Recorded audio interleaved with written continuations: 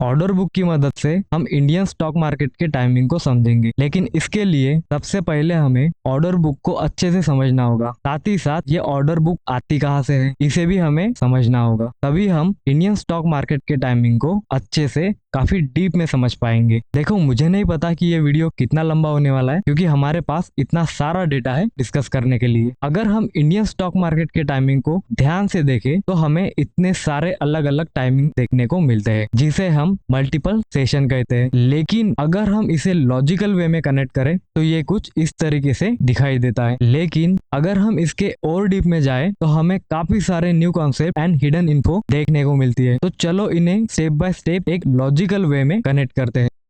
ये पूरा खेल शुरू होता है बायर्स एंड सेलर्स से। अब ये बायर्स कौन होते हैं? जिन्हें कुछ खरीदना है यानी बाय करना है। एंड सेलर्स कौन होते हैं? जिन्हें कुछ बेचना है यानी सेल करना है। क्योंकि हम बात ही स्टॉक मार्केट की कर रहे हैं, इसलिए हमें ये पता है कि ये बायर एंड सेलर्स किसके हैं? यस, स्टॉक के, यानी शेयर्स ऑफ कंपनीज के, राइट। अब इन दोनों को मिलाने के लिए एक प्लेटफॉर्म चाहिए जहां पे ये दोनों मिलके बाय एंड सेल कर सके। एंड यही से गेम शुरू होता है स्टॉक एक्सचेंज का। स्टॉक एक्सचेंज ही वो जगह है जो बायर एंड सेलर्स को मिलाने का काम करता है। मतलब ये एक मार्केट प्लेस है, एक प्लेटफॉर्म है। हमारे पास भारत में दो मेन स्टॉक एक्सचेंज है। एक है एनएसई, जिसका फुल फॉर्म है नेशनल स्टॉक एक्सचेंज। दूसरा है बीएसई यानी बॉम्बे स्टॉक एक्सचेंज। काफी लोगों को लगता है कि ये गवर्नमेंट का कोई एक डिपार्टमेंट है, लेकिन ऐसा नहीं है। ये दोनों ही प्राइवेट कंपनीज है। जैसे कि हमारे पास ई कॉमर्स के लिए अमेजोन एंड फ्लिपकार्ट है, जो कि बायर्स एंड सेलर्स को काफी चीजें खरीदने बेचने के लिए एक प्लेटफॉर्म प्रोवाइड करता है। उसी तरह एनएसई एंड बीएसई भी एक किसी भी लिस्टेड कंपनीज के शेयर्स को बाय एंड सेल करने के लिए एक प्लेटफॉर्म प्रोवाइड करता है। एंड इनकी कमाई होती है ट्रांजैक्शन चार्जेस से। बट एक बात याद रखना, क्योंकि ये एक फाइनेंशियल मार्केट है, इसीलिए इन दोनों को टाइटली रेगुलेट किया जाता है बाय सेबी, जो कि गवर्नमेंट के अंदर आती है। अब ध्यान से सुनना, even though we call them stock exchange, they also handles derivative, currencies and more. इसका मतलब क्या हुआ? एक एग्जांपल देके समझाता हूँ। जिस तरह दूध डेयरी में सिर्फ दूध ही नहीं मिलता, बल्कि हमें दूध के बने और भी प्रोडक्ट मिलते हैं, जैसे कि पनीर, रसगुल्ला, बासुंदी, श्रीखंड, दही, ये भी मिलते हैं। उसी तरह स्टॉक एक्सचेंज को भले ही हम स्टॉक एक्सचेंज कहते हैं, लेकिन इसके अंदर हमें काफी सारे और भी फाइनेंशियल प्रोडक्ट देखने को मिलते हैं, जैसे कि derivative, future and option, currencies and और भी। एंड इनके रियल लाइफ यूज भी होते हैं, जैसे कि risk management, speculation and hedging के लिए। तो इस एग्जाम्पल के माध्यम से हमने ये समझा, जिस तरह दूध डेयरी में दूध के अलावा और भी दूध के ही बने प्रोडक्ट मिलते हैं, एंड इन्हीं सभी प्रोडक्ट का बेस होता है दूध। उसी तरह भले ही हम स्टॉक को स्टॉक एक्सचेंज कहे, लेकिन इसके अंदर और भी स्टॉक रिलेटेड प्रोडक्ट मिलते हैं, एंड इन्हीं सभी का बेस प्रोडक्ट होता है स्टॉक्स यानी शेयर्स ऑफ कंपनी। तो इससे हमें ये समझ में आता है कि सबसे ऊपर है इंडियन स्टॉक मार्केट, फिर उसके अंदर आता है बायर एंड सेलर्स। इन दोनों को मिलाने का काम करता है स्टॉक एक्सचेंज। तो ये तीन चीजें हमारे पास क्लियर है। चलो अब आगे बढ़ते हैं। अब ध्यान से सुनना, क्योंकि अब हम एक्सचेंज के अंदर क्या होता है ये देखने वाले हैं, एंड ऑर्डर बुक का कंसेप्ट भी समझने वाले हैं। देखो, बाय उसी तरह सेलर्स भी हमेशा अपने साथ एक प्राइस एंड क्वांटिटी लेके आता है, लेकिन इन दोनों का माइंडसेट एकदम अलग होता है। बायर्स का माइंडसेट होता है लोवेस्ट पॉसिबल प्राइस में खरीदना, यानी कम से कम प्राइस में खरीदना,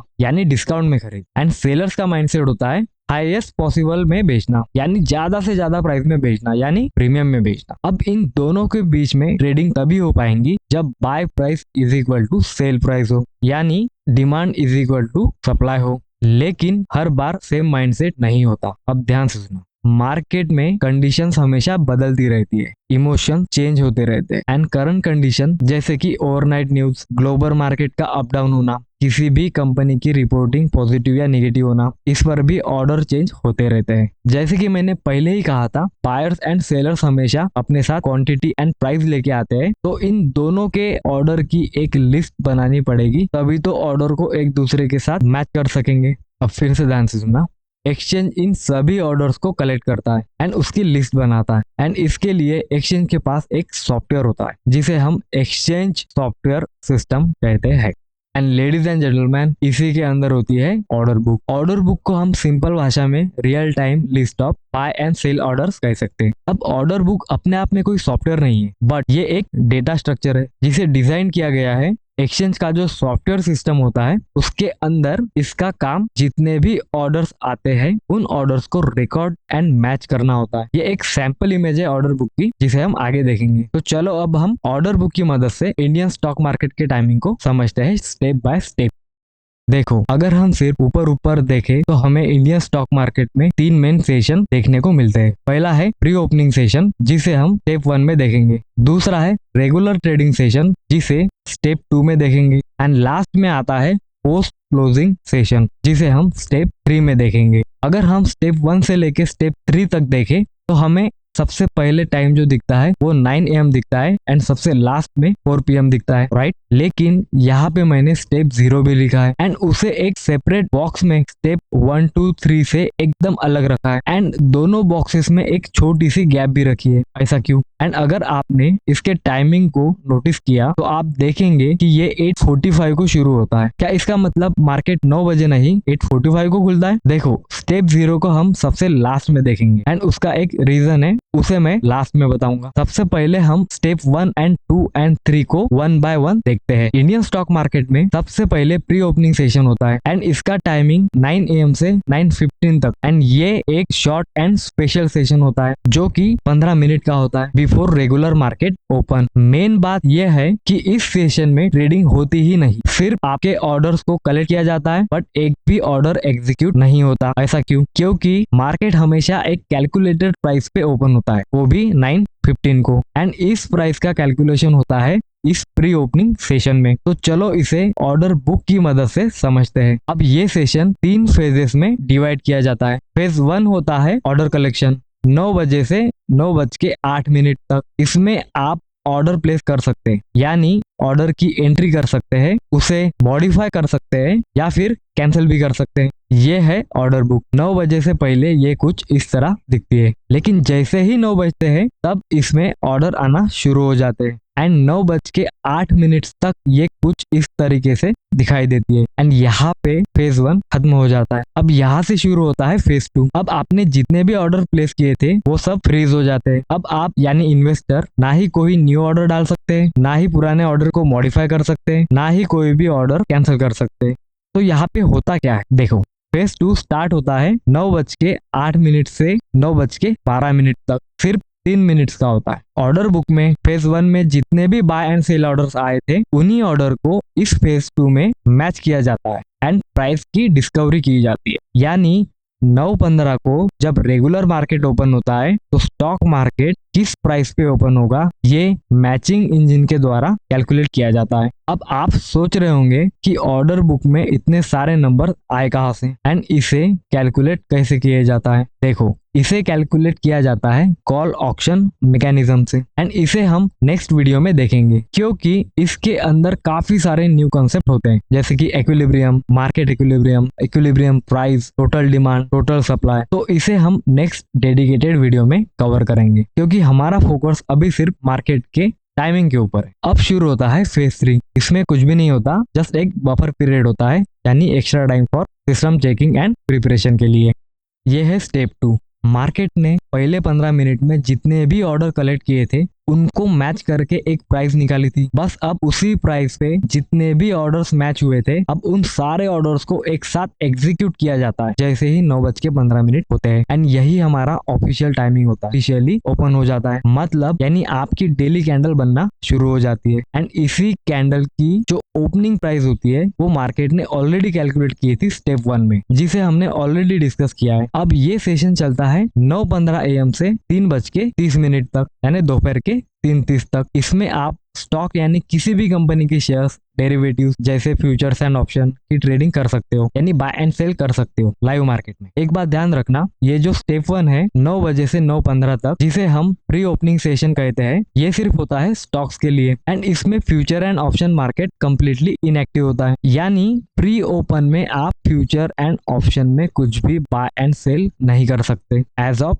2025 तक नहीं कर सकते, लेकिन आगे चल के फ्यूचर मार्केट को भी इसमें ऐड किया जा सकता है। मतलब डेरिवेटिव सेगमेंट में स्पेशली फ्यूचर में 9:15 से नहीं बल्कि आप 9 बजे से ही ऑर्डर को प्लेस कर सकेंगे। अब 9:15 से 3:30 तक जो ऑर्डर बुक काम करती है उसका फंक्शन अलग होता है, यानी यहाँ पे कोई भी सिंगल प्राइस कैलकुलेशन नहीं होता बल्कि बाय एंड सेल ऑर्डर की डायनामिक प्राइसिंग मैचिंग चलती है। मार्केट ऊपर नीचे होता रहता है। अब यहाँ पे इतना ही नहीं होता बल्कि एक और चीज काम करती है एंड वो है कॉन्टिन्यूअस मॉनिटरिंग। क्योंकि मार्केट में सभी ट्रेडर एक जैसे नहीं होते। जो बिग प्लेयर होते हैं यानी जिनके पास काफी पैसा एंड रिसोर्सेस होते हैं वो लोग ऑर्डर बुक को इस रेगुलर ट्रेडिंग सेशन में मैनिपुलेट कर सकते हैं। ये होता है लार्ज फेक ऑर्डर्स को वन साइड प्लेस करके टू मिसलीड द मार्केट। इससे वन साइड में आर्टिफिशियल प्रेशर क्रिएट होता है एंड वो साइड काफी स्ट्रॉन्ग दिखने लगती है एंड जैसे ही बाकी लोग उसी डायरेक्शन में चलना शुरू कर देते हैं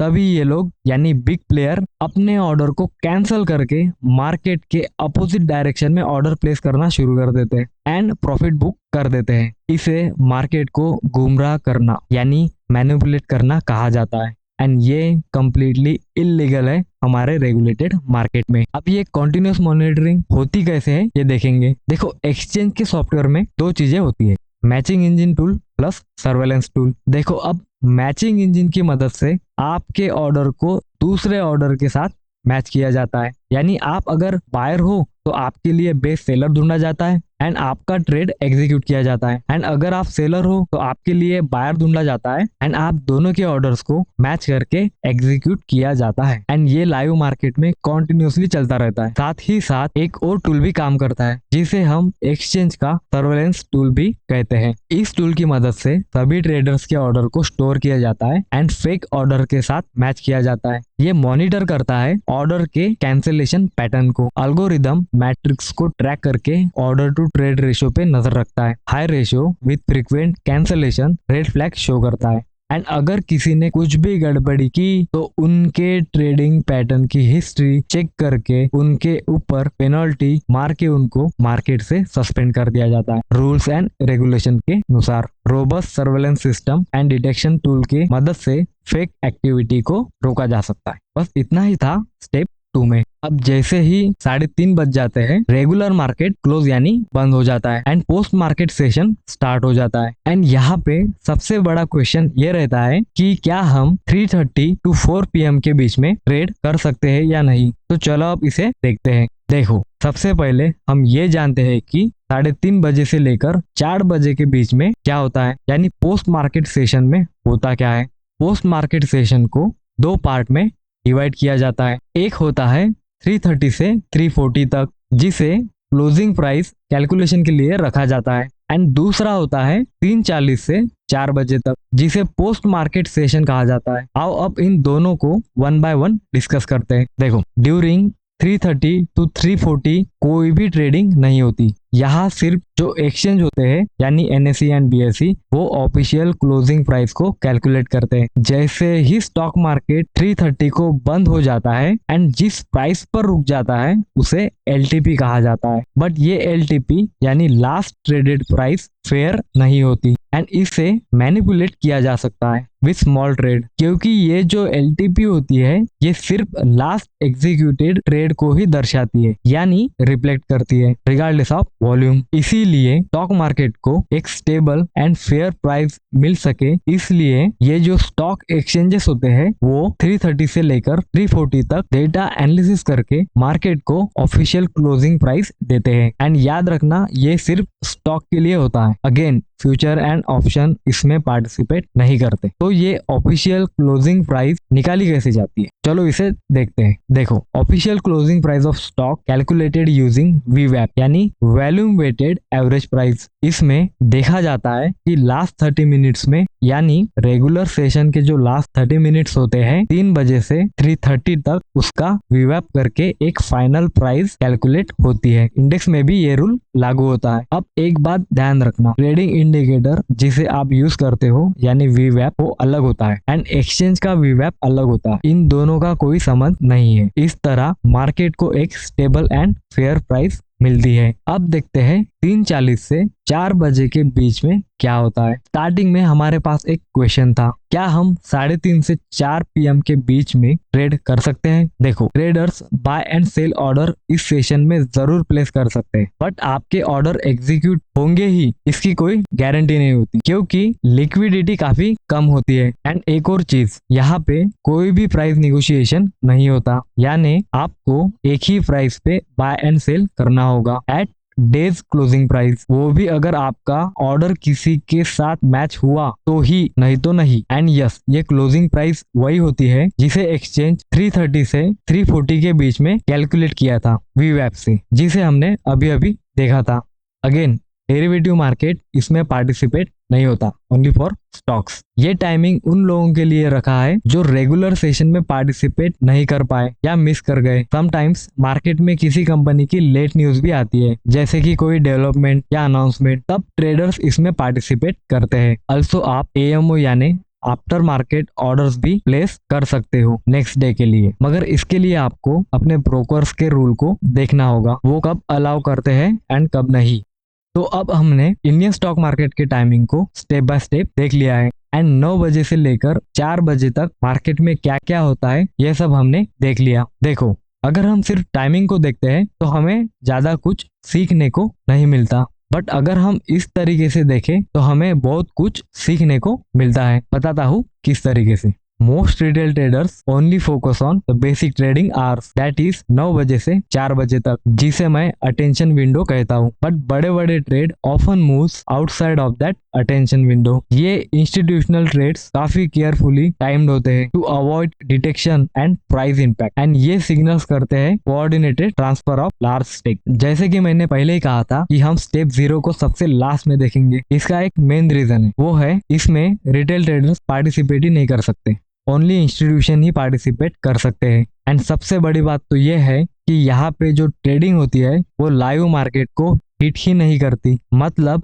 ये ट्रेड लाइव ऑर्डर बुक में विजिबल ही नहीं होते। एंड उससे भी बड़ी बात तो ये है कि ये टाइमिंग अलग रखा ही इसलिए होता है ताकि ये बड़े बड़े इंस्टीट्यूशन जब बाय सेल करे तब मार्केट को डिस्टर्ब ना हो सके। अब सोचने की बात यह है कि जो ऑर्डर मार्केट को डिस्टर्ब कर सकते हैं, तो अगर उन्हें ध्यान से पढ़ा जाए तो हमें पता चल सकता है हु इज प्लानिंग व्हाट। देखो, स्टेप 0 में है, उसे कहा जाता है ब्लॉक डील विंडो, एंड ये 2 पार्ट में डिवाइड होता है। एक है मॉर्निंग विंडो 8:45 से 9 AM तक, एंड एक होती है आफ्टरनून विंडो 2:05 से 2:20 तक। देखो, यहाँ पे विंडोज का मतलब होता है एक फिक्स टाइम जिसके अंदर ही आपको ट्रेड करना होगा। ये ट्रेड प्री निगोशिएटेड होते हैं, यानी बायर एंड सेलर्स ऑलरेडी एक दूसरे को जानते हैं, डील डिसाइड करते हैं एंड इन विंडोज में आके एग्जीक्यूट करते हैं। Only institutions, not retails. And ये जो बाइंग एंड सेलिंग करते हैं तो ये must be with in ±1% of reference point, यानी रेफरेंस पॉइंट के ±1% के अंदर ही होनी चाहिए। अब ये रेफरेंस प्राइस जो होती है वो होती है previous days closing price for morning block deal के लिए, एंड आफ्टरनून विंडो डील के लिए रेफरेंस प्राइस होती है वीवैप between 1:45 to 2 PM of live market. एक और चीज होती है जिसे बल्क डील के नाम से जाना जाता है, इसका कोई सेपरेट टाइमिंग नहीं होता। इन दोनों को अब हम नेक्स्ट डेडिकेटेड वीडियो में और डीप में डिस्कस करेंगे, क्योंकि इसके अंदर काफी न्यू चीजें होती है डिस्कस करने के लिए।